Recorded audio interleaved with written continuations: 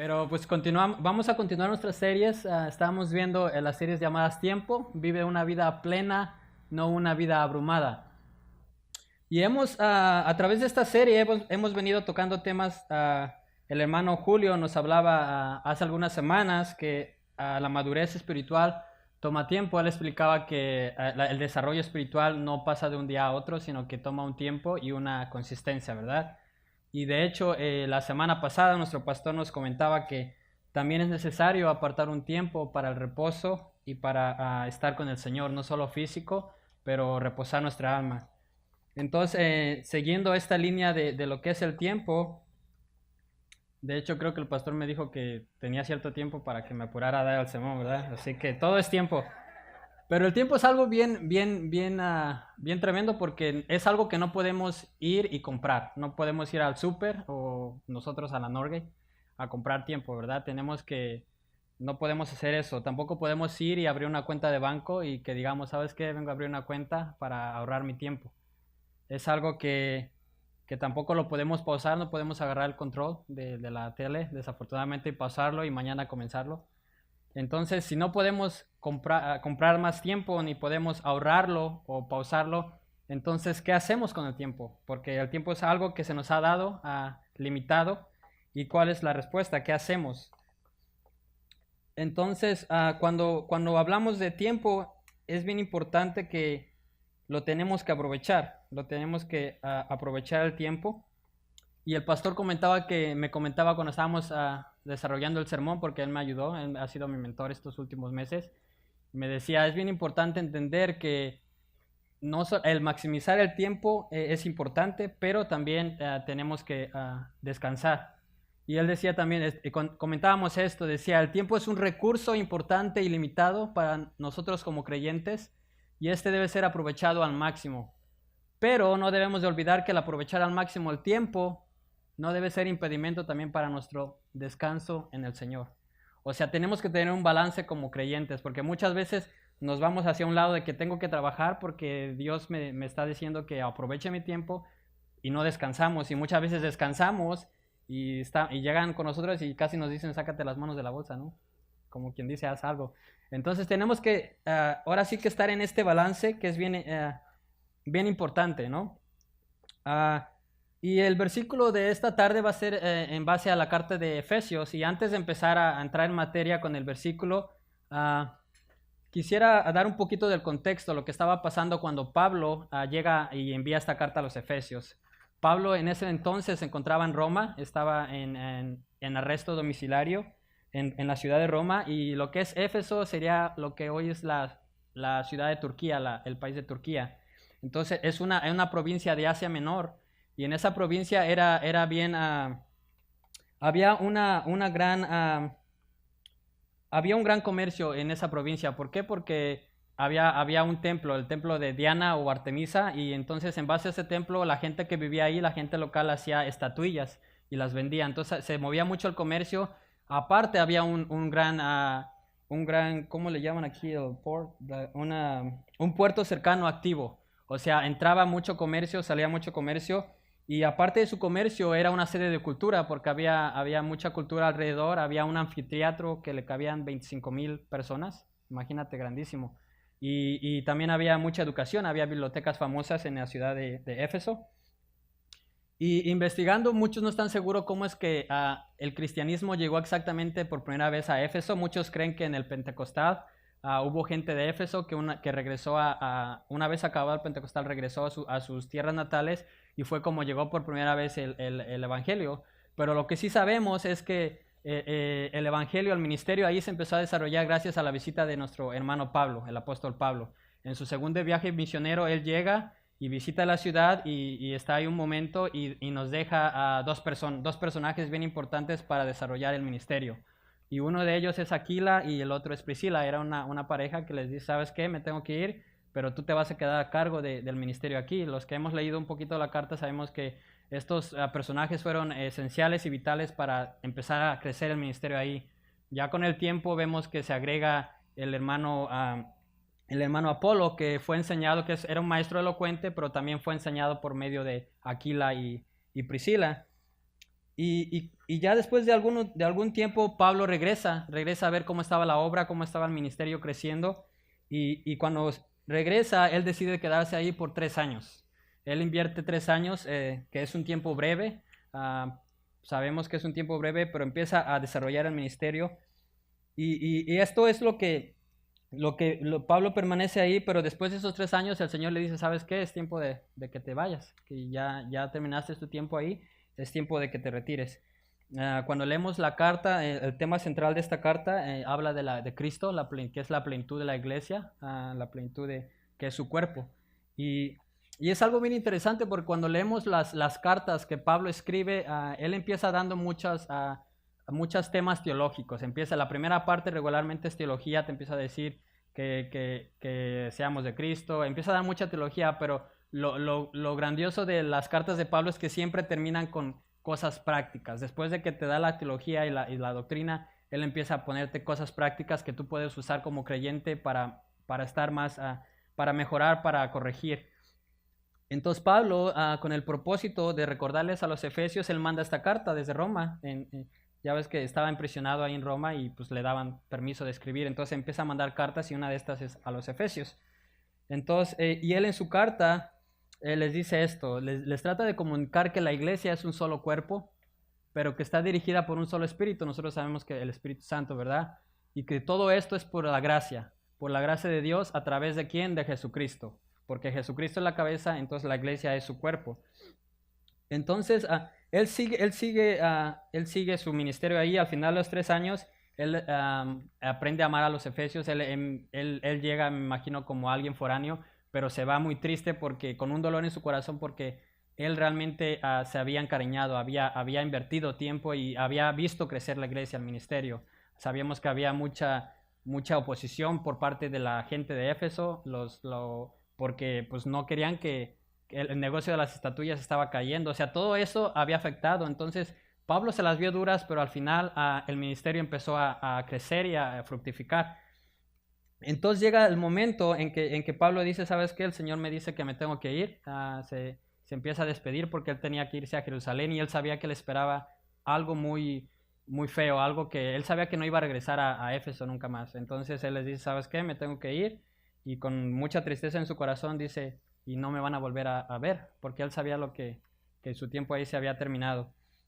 Entonces, después de cumplir eso, eso lo vemos en Hechos, cuando dice, y me gustó mucho eso porque por un tiempo breve él se encariña, empieza a amar a los efesios, y ya cuando se despide dice esto: cuando terminó de hablar, se arrodilló y lloró con todos ellos, y comenzó a llorar desconsoladamente. Y abrazando a Pablo, lo besaban, afligidos especialmente por las palabras que él les había dicho, que ya no volverían a ver su rostro, y lo acompañaron al barco. Así es como se despide Pablo, con este dolor en su corazón. Y qué mejor que Pablo como ejemplo para exhortarnos a aprovechar bien nuestro tiempo, ya que él había estado ahí solo un breve tiempo, pero el ministerio había fructificado. Entonces, esta va a ser nuestra lectura de esta tarde, pero antes de entrar a la lectura, Pablo les empieza a decir les empieza a dar distintas exhortaciones al pueblo de los efesios, que regularmente la iglesia de Éfeso era una iglesia gentil. Había judíos, pero principalmente el ministerio que estaba fructificando era gentil, era gente que nunca había sido judía. Entonces Pablo les empieza a decir que sean imitadores de Cristo como hijos amados. Él les empieza a decir, ok, tu identidad es en Cristo, tú eres un hijo amado, entonces tienes que ser imitador de Cristo y amar como Cristo amó. También les empieza a dar una serie de consejos y una serie de instrucciones. Les empieza a decir en versículos anteriores, no seas partícipe de inmoralidades, de impurezas, de avaricias, de obscenidades. Les empieza a dar una serie de instrucciones y les dice algo bien importante, que les dice, antes eras tinieblas, pero ahora sos hijos de luz. Por lo tanto, debes andar como tal y examinarte y dar frutos. Entonces Pablo les empieza a dar, ok, esta es tu identidad, tú eres hijo de Dios, eres un amado. Entonces, por lo tanto, deja de dormir y levántate y despierta, porque Cristo te va a alumbrar. Entonces, cuando él les dice todos estos consejos, después llegamos a lo que es el versículo 5 el versículo 15 del capítulo 5, y y es donde vamos a estar enfocándonos esta noche, es nuestra lectura de esta tarde. Si gustas buscarlo y ponerte de pie para juntos leer la palabra y cuando lo tengas, di amén. Amén. Entonces, esta carta es muy bonita. Y esta es nuestra lectura. Amén. Y la palabra de Dios dice así. Por tanto, tened cuidado cómo andáis, no como insensatos, sino como sabios, aprovechando bien el tiempo, porque los días son malos. Así pues, no seáis necios, sino entended cuál es la voluntad del Señor. Oremos. Amén. Señor, te damos gracias por permitirnos estar aquí esta tarde y por darnos este tiempo de adorarte, de aprender de ti. Te pedimos, Padre, que abras nuestro corazón, nuestro entendimiento y que nos ayudes a entender y a aplicar las cosas que hoy vas a hablar a nuestros corazones. Permite que tu palabra viva en nosotros hasta que nosotros vivamos en tu palabra. Amén. Amén. Puede tomar su lugar, hermano. Entonces, cuando empezamos a leer este versículo, Pablo empieza diciendo, por lo tanto, tengan cuidado en su caminar o cómo andáis. Y entonces, cuando dice él por lo tanto, acuérdense que él previamente les dice, ok, ustedes son imitadores de Dios, son amados, son hijos de luz y ya son apartados, ya no son más de la corriente del mundo, ya están apartados. Y él dice, por esta razón, por lo tanto, deben de tener cuidado en su caminar, cómo andar. Amén. Y cuando yo leía esto, me recordó un artículo que leí durante la semana, y este artículo es de Chile. ¿Hay algún chileno aquí? O a lo mejor no vino nuestra hermana que es de Chile, ¿verdad? Pero Chile es que tiene frontera con ¿quién? Perú, Bolivia y Argentina, amén. Okay. Entonces estaba yo leyendo este artículo de un soldado llamado Adams, que él se dedicaba a la desactivación de minas personales.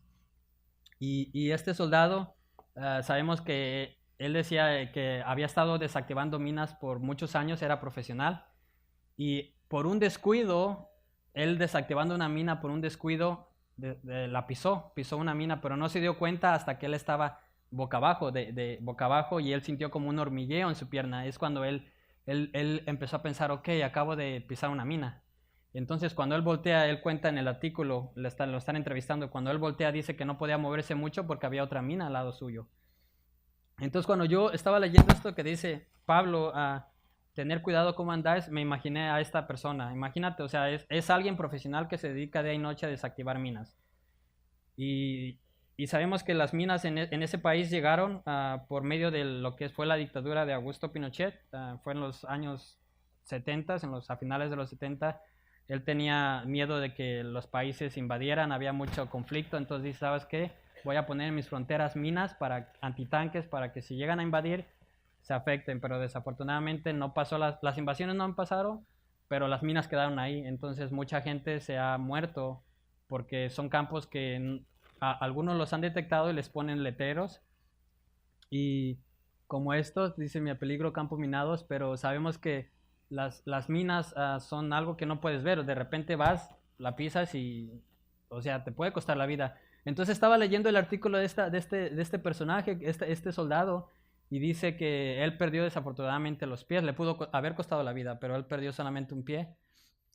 Y cuando la que lo estaba entrevistando, ahí está mostrando cómo desactivan las minas.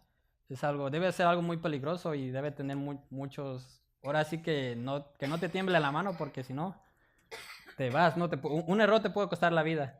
Entonces la reportera le dice, ¿y no tienes miedo de regresar? Después de que él se le empieza a ir por rehabilitación y todo, dice, ¿no tienes miedo de regresar a la cuadrilla? Dice él, no, de hecho quiero regresar, ya me anda por regresar.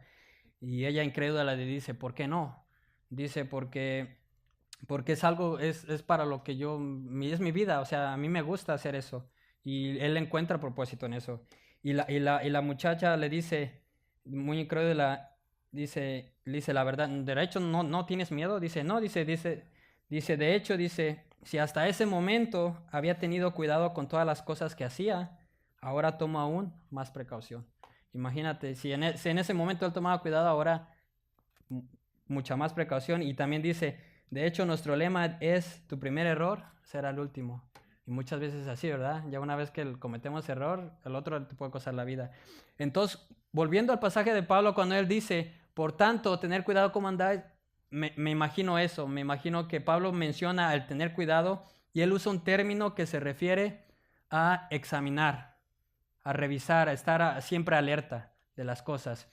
Y cuando él menciona cómo andáis, se refiere al conducirnos uno mismo, a nuestro diario vivir, a cómo hacer un buen uso de esas oportunidades que pasan a través de nosotros a diario. Entonces, él dice que yo siento que como creyentes debemos estar constantemente alertas de cada peligro y tentación porque siempre hay. Las tentaciones son reales, siempre están a nuestro alrededor. Y es como que estuviéramos caminando en un campo minado, pero en este mundo, pero en un campo espiritual. No, nosotros como creyentes creemos que hay un mundo espiritual. Y investigando otras versiones, me gusta la nueva versión internacional que dice, tener cuidado en tu manera de vivir. O sea, sabemos que es nuestra manera de vivir. La versión Dios habla hoy, dice, en tu comportamiento. Y la Reina Valera dice con diligencia, ser diligentes, ¿verdad? Entonces debemos constantemente tener cuidado en nuestra manera de dirigirnos, ya que la batalla mental que enfrentamos a diario es real. Hay muchas ideas externas que constantemente están atacando nuestro sistema de creencias y nuestra identidad como hijos de Dios. Así que realmente somos como el salmón, siempre estamos nadando contra la corriente. ¿Cuántos de ustedes saben que el salmón es el único pescado que nada en contra de la corriente? Entonces somos como salmón. Y aquí la importancia de por qué tenemos que ser sabios. ¿Y cómo es que logramos ser sabios en este diario caminar? ¿No? Sería la pregunta. ¿Cómo es que yo logro ser sabio en este diario caminar? Entonces continuamos leyendo el versículo 16 que dice, aprovechando bien el tiempo, porque los días son malos. Entonces cuando él llega y el apóstol Pablo dice, ok, tienes que aprovechar bien tu tiempo, esa es la forma de que tú puedes ser sabio. Pablo usa este término que significa redimir. Y ese término se usaba mucho en los días, en los tiempos bíblicos para cuando compraban un esclavo. O sea, si tú ibas a invertir a comprar un esclavo, tenías que ver que tu inversión te redimiera, o sea, te iba a dar fruto. Entonces tenías que ser muy cuidadoso para aprovechar esa oportunidad, porque una vez que comprabas algo y si no, pues ya no había vuelta atrás. Y también esa palabra significa hacer un uso sagrado de cada oportunidad. Y sagrado no se refiere a que vas a estar aquí 24 horas, 7 días orando, dándote golpes de pecho, simplemente tienes que, todo lo que hagas tiene que traer alabanza a Dios. Si estás con tu familia, tiene que traer alabanza a Dios. Amén. Y cuando él dice redimir, me acordé mucho de, este no, de Chuck E. Cheese. ¿Cuántos de ustedes llevan a sus niños a Chuck E. Cheese? Y les dan tickets, ¿no? Juegan y tienes que irlos a redimir y los cambias por algo que va a ser provechoso. Es algo así parecido a lo redimir. Y entonces Pablo instruye a sus lectores a rescatar y hacer un buen uso del tiempo que de una u otra forma está en nuestra contra. Sabemos que hasta que no vuelva Jesús, el diablo anda haciendo de las suyas, tiene un cierto dominio y las cosas que vemos a diario se ponen peores cada vez. Vemos cosas pasando en Florida, en Vegas, alrededor del mundo, en Siria. O sea, las cosas van de mal en peor porque hasta que no venga Cristo no va a traer un orden total. Amén. Y entonces tenemos que poner tiempo. Entonces me tomé la libertad de sacar, para todos aquellos que no conocíamos al diablo, ¿verdad? Por si lo ven, pues ya no les sorprenda. Me tomé la libertad aquí de poner una foto. Para todos aquellos que no lo conocían, pues ya no les sorprenda qué va a pasar. Entonces Pablo menciona que los últimos días son malos. Y él vuelve a reiterar lo que había dicho en su carta al principio. Cuando leemos nosotros Efesios en el capítulo 2, él dice esto, en los cuales anduviste en otro tiempo según la corriente de este mundo, conforme al príncipe de la potestad del aire, el espíritu que ahora operan los hijos de desobediencia. ¿Y cómo dice él? Según los cuales anduviste ¿en dónde? En otro tiempo, ¿verdad? Esto se refiere al pasado. Antes eras hijos de las tinieblas, ahora no. Esto era en otro tiempo, como dice el siervo José. Ya lo pasado, ya ha pasado, amén. El profeta, amén. Entonces, a ver, pregúntale a tu vecino, ¿te acuerdas de aquellos tiempos? ¿Se acuerdan? Cuando ¿te acuerdas cuando hoy no vino? ¿Te acuerdas, Santiago? ¿Cómo iba la canción esa que que andaban cantando por mujeres como tú, qué? ¿Hay siervos como yo? ¿O cómo decía? A ver, ok, ¿se acuerdan? Entonces Pablo le dice, ¿te acuerdas? O sea, esos eran los tiempos pasados. Antes estabas en tinieblas, antes no conocías, pero ahora ya conoces. Ahora ya conocemos, gracias a Dios, por su gracia. Por lo tanto, es la responsabilidad de nosotros como creyentes el rescatar este tiempo, ¿verdad? El usar este tiempo y tener cuidado para usarlo y para glorificar a Dios. Y cuando él dice tener cuidado, ¿por qué? Porque podemos ser arrastrados por esa corriente, podemos ser arrastrados a esa corrupción, a esa destrucción. Sabemos que como cristianos no perdemos nuestra salvación, pero sí podemos ser arrastrados a esa corriente de corrupción y de destrucción que nos puede traer consecuencias malas, no solo a nosotros, sino a la gente a nuestro alrededor. Y cuando Pablo habla del tiempo, él usa la palabra kairos, no usa la palabra cromos. Cromos es más como un tiempo de hora. Kairos se refiere a un momento, a una temporada. Es como una época que es especialmente apropiada. Y el apóstol nos encomienda aprovechar cada oportunidad para traerle gloria a Dios. Y cada una de las decisiones prácticas de nuestra vida, no debemos dejar pasar esa oportunidad de glorificar a Dios. Esto es diario, o sea, no es, es cada decisión práctica en nuestra vida tiene que glorificar a Dios. Amén. Y él repite lo mismo, en otro tiempo hacías esto, pero ahora eres de Dios. El tiempo que estamos en esta tierra desafortunadamente es temporal, no sabemos cuánto tiempo vamos a estar aquí. Algunos de nosotros ya, ahora sí que ya están robando oxígeno, dijera él. Dijera Pastor Melvin, pero no sabemos cuánto vamos a estar aquí. Nuestra tiempo aquí es temporal, solamente es momentáneo. Entonces, tenemos que aprovechar este tiempo. ¿Y cómo es que hacemos eso? ¿Cómo es que aprendemos a ser cuidadosos y aprovechar bien el tiempo? Pues el apóstol Pablo continúa diciendo, así pues, no seáis necios, sino entended cuál es la voluntad del Señor.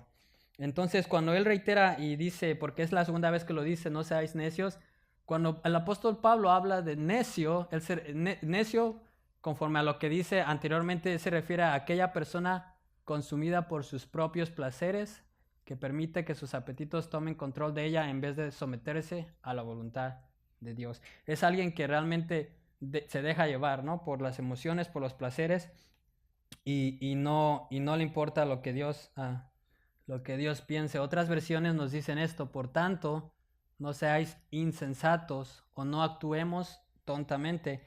Y yo me fui a una Biblia que pues la vengo leyendo desde la infancia, y me gustó mucho la traducción ahí que dice que no seáis brutos, y es la Biblia del Chavo, ¿no? La versión Chavo del 8 dice, no, dice, qué bruto, póngale 0. Entonces el apóstol Pablo en pocas palabras está diciendo esto para los que entendemos en el contexto latino, ¿no? Entonces él quiere que evitemos que seamos necios. ¿Y cómo lo hacemos? La respuesta la encontramos más adelante, donde él dice, y me gusta esta versión, Dios habla hoy, que dice, no actúes tontamente, pero procura entender cuál es la voluntad del Señor. Y cuando él dice procura, se refiere a que eso toma un esfuerzo, no viene así nada más, sino que toma un esfuerzo de parte del creyente para hacer para no actuar tontamente, ¿no? Dios sabemos que Él nos dio el libre albedrío, la libre voluntad. Entonces muchas veces decimos, es que el diablo me hizo pecar, pero pues a veces el diablo está en Hawái con su copita y él ni en cuenta, ¿no? Entonces la voluntad de Dios, de la voluntad de Dios que habla Pablo, es una voluntad práctica, ¿no? Es una voluntad que la podemos hallar en las Escrituras. ¿Dónde la hallamos? Bien sencillo, por medio del entendimiento de ¿qué? De la voluntad del Señor. ¿Cuál voluntad? La voluntad. El Señor, gracias a Dios, inspiró a hombres para dejarnos esta instrucción que tenemos en nuestras manos o en nuestros celulares, muchos ya, que es la palabra de Dios. Amén. Entonces tenemos que usar, y Él, por medio de principios, y nos revela a través del Espíritu Santo lo que debemos de hacer, cómo debemos guiarnos a través de nuestro diario caminar.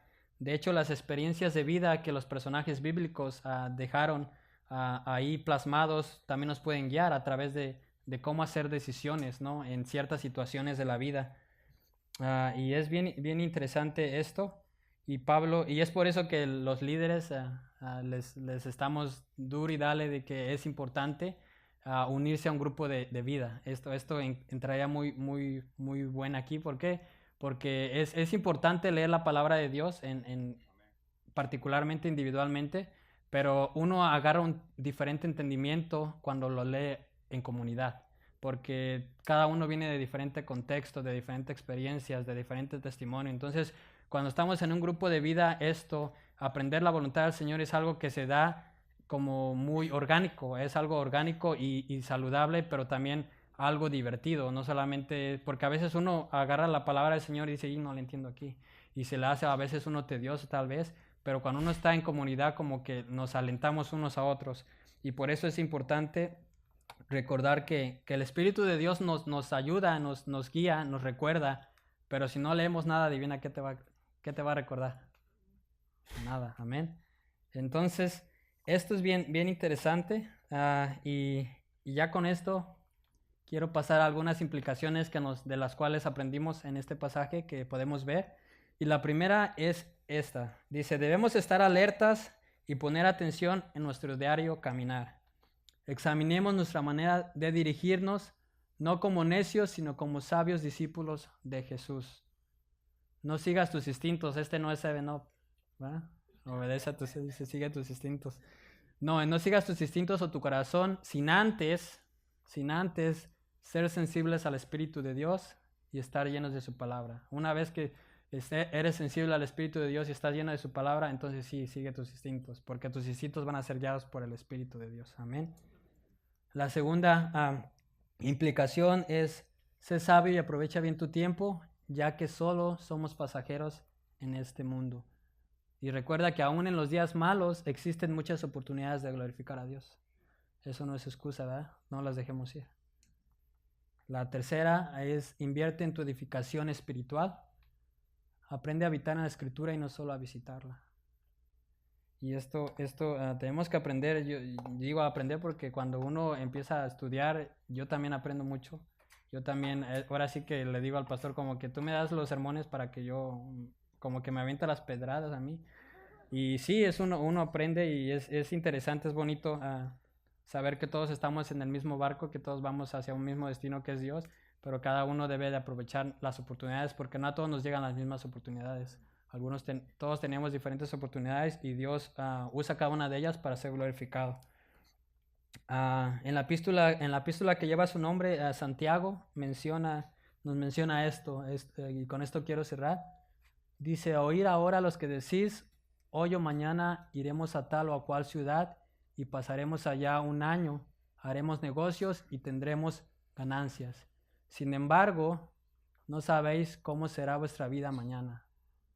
Solo sois un vapor que aparece por un poco tiempo y luego se desvanece. Y el apóstol Pablo entendía esta verdad, que solo somos pasajeros en este mundo y que hay oportunidades de vida que solo se nos presentan una sola vez. Por lo tanto, aprovechemos nuestro tiempo ahorita que podemos y de esta forma podemos traer honra y gloria a nuestro Padre Celestial por medio de conocer su voluntad en su palabra. Amén.